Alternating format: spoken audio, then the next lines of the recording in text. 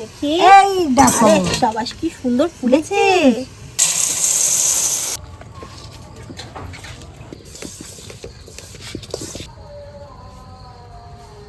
এইবার আমি চাপা দিয়ে দিচ্ছি, থাক চাপা। ভালো লাগছে খেতে। মুড়ি তো আমরা প্রত্যেকদিন সবাই কম বেশি খাই, ঝাল মুড়ি খাই বা মুড়ি দিয়ে চপ দিয়ে খাই বা তেল মুড়ি মেখে খাই। তো প্রত্যেকদিন তো মুড়ি কম বেশি সবারই খাওয়া হয়, কিন্তু আপনারা কখনো কি মুড়ি দিয়ে পিঠা বানিয়ে খেয়েছেন বা নাম শুনেছেন? যদি না শুনে থাকেন বা না খেয়ে থাকেন তাহলে কিন্তু আজকের ভিডিওটা পুরোটা প্রথম থেকে শেষ পর্যন্ত দেখতে হবে। তাহলে চলুন রান্নাটা শুরু করা যাক।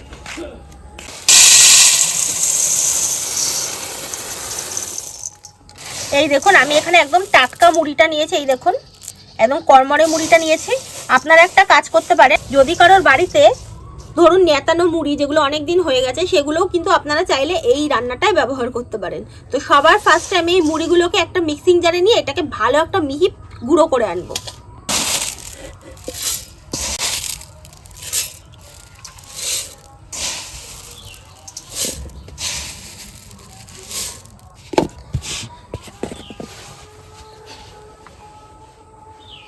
এই দেখুন মুড়িটা গুঁড়ো করে এনেছি, পুরোটাই ঢেলে দিচ্ছি।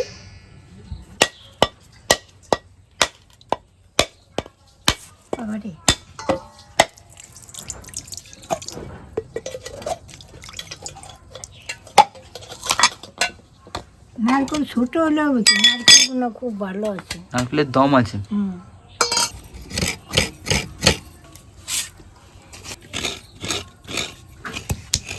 এলাচটা আমি একটু গুঁড়ো করে নিই।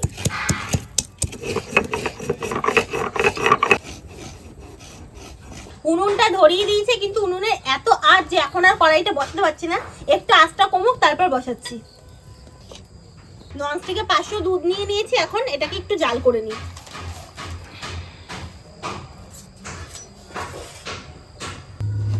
দুধটা হালকা গরম হয়ে গেছে, এখন গুঁড়ো দুধটা দিয়ে দিচ্ছি।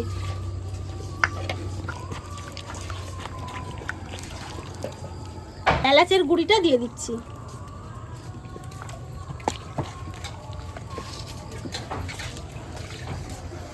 দুধে দেখুন একটা বলক চলে এসছে, তো এখন কিন্তু উনুনের আঁচটা একদম কম করে দেব।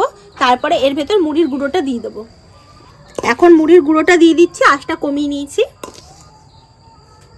মুড়ির গুঁড়োটা অল্প অল্প করে দিতে হবে আর মেশাতে হবে।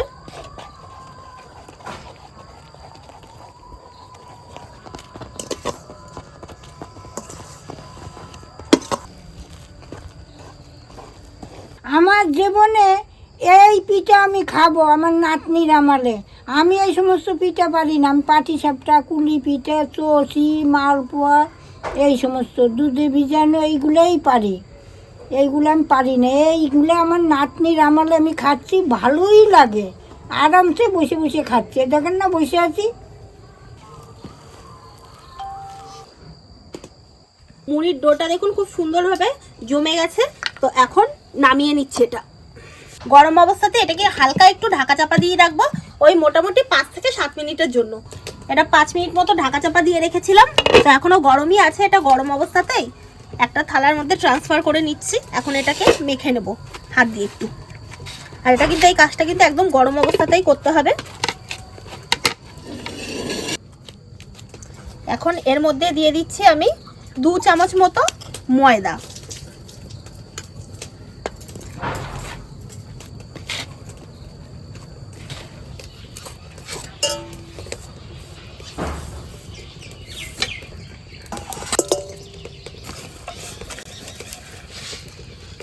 কতগুলো খেজুরের গুড় দিয়ে দিলাম, এখন আমি মেখে নিচ্ছি।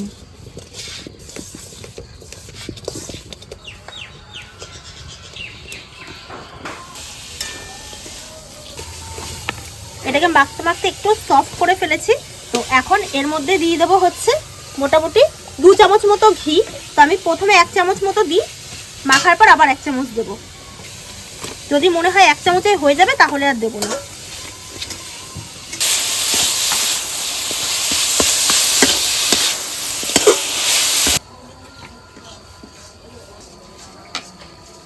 দেখুন হয়ে গেছে, এখন আমি নামিয়ে নিচ্ছি। মুড়িটা আমি খুব ভালো করে একবার মেখে নিয়েছি। তো আর ঘি লাগবে না, আমি একবারই ঘি দিয়েছি। তো আপনারা একটু দেখে নেবেন যে এরকম ছোট ছোট আপনারা বলের মতো করে গুলিটা করতে পারছেন নাকি।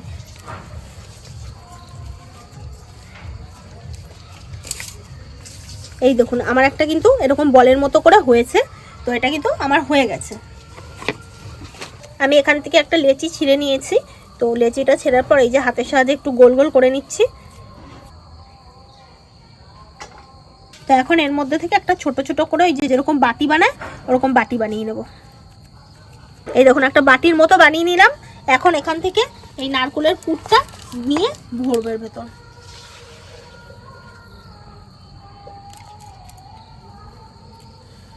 তারপর মুখটাকে সুন্দর করে এখন একটু মুড়িয়ে দেব।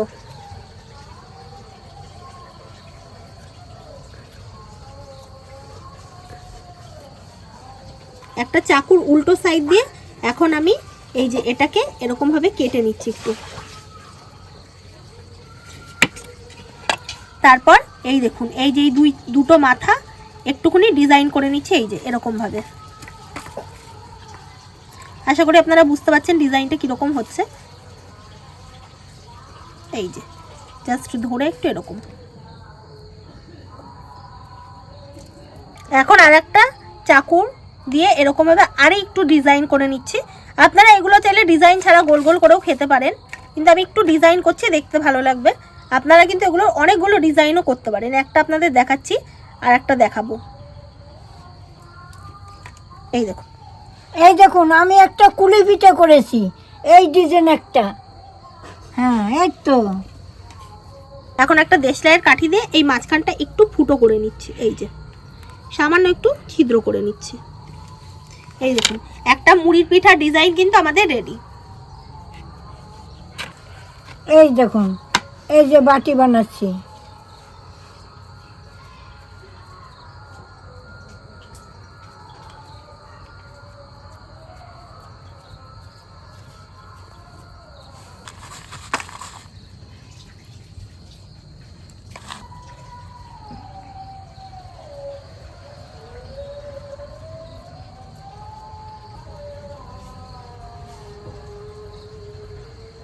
দেখুন কি সুন্দর হয়েছে।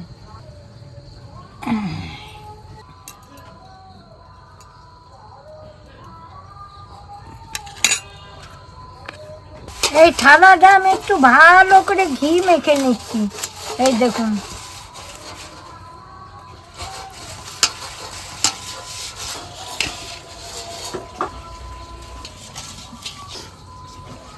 এখন এই পেপার কাগজটা বসিয়ে দিচ্ছি। এই দেখুন হ্যাঁ দেখুন আমার সবকটা পিঠের ডিজাইন বানানো কিন্তু খুব সুন্দরভাবে রেডি।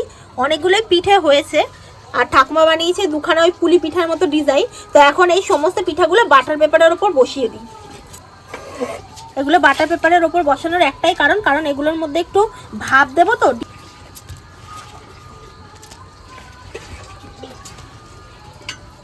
প্রত্যেকটা পিঠার ডিজাইন দেখুন কত সুন্দর হয়েছে।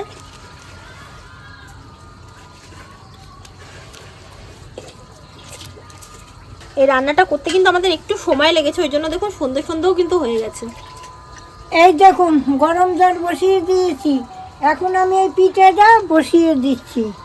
হ্যাঁ এইবার আমি চাপা ডাবা দিয়ে দিচ্ছি। থাক চাপা। এটা 10 মিনিট মতো ভাপ দেবো, তাহলেই কিন্তু হয়ে যাবে। 10 মিনিট হয়ে গেছে, এখন আমি নামিয়ে নেব। একটু আর বেশি ভাপ দিতে হবে না, হয়ে গেছে। তুলবো তো। এই দেখি এই দেখো সবাই কি সুন্দর ফুলেছে। কি অপূর্ব সুন্দর ফুলেছে, অপূর্ব। পুরো মোমোর মতো লাগছে, মিনি মোমো।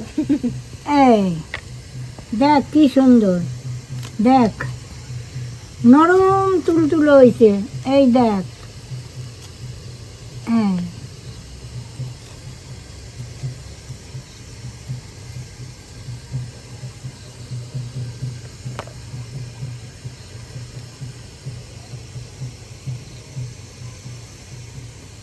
এই দুটো তো কুলি পিঠার মতো ডিজাইন করেছে, তো এই দুটো। আর কিছু করব না। তো এখানে একটু বাটিতে ফুড কালার নিয়ে নিয়েছি, ফুড কালারের জল। তো এখন এই যে মাঝখানটা একটুখানি দিয়ে দেবো, জাস্ট কালারটা সুন্দর আসার জন্য। আপনারা কিন্তু এটা চাইলে নাও দিতে পারেন, বেশ ফুলের মতো একটা সুন্দর কালার আসবে ওই জন্য।